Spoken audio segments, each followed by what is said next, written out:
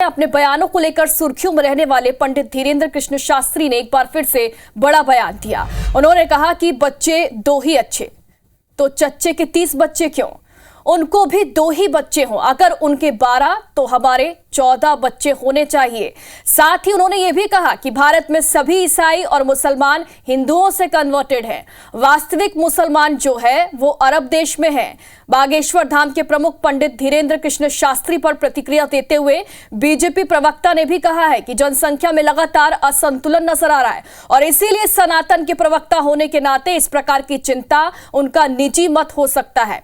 BJP का अपना अलग मत है, तो वहीं कांग्रेस नेता स्वदेश शर्मा ने कहा है कि पंडित धीरेन्द्र शास्त्री को ऐसे बयानों से बचना चाहिए। साथ ही नसीहत भी दी उन्हें और कहा कि आप पहले शादी करिए और कम से कम 15 बच्चे पैदा करिए और युवाओं को प्रेरणा दीजिए।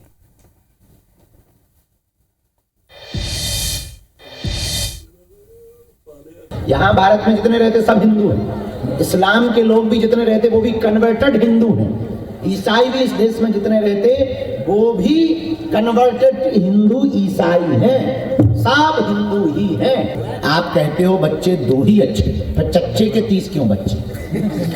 अगर बच्चे दो ही अच्छे तो चच्चे के 30 क्यों बच्चे?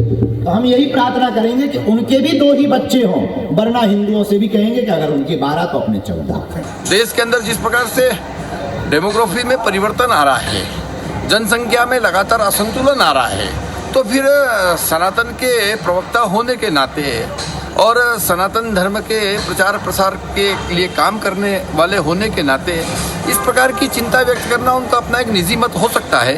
भारतीय जनता पार्टी का अपना अलग मत है। तो हम आग्रह करते हैं, हम निवेदन करते हैं, हाथ जोड़कर प्रार्थना करते हैं कि मान्यवर आदरणीय शास्त्री जी, आप विवाह कीजिए और आपने जो 30 बच्चों की बात कही है तो आप 30 नहीं तो 15 ही कर लीजिए।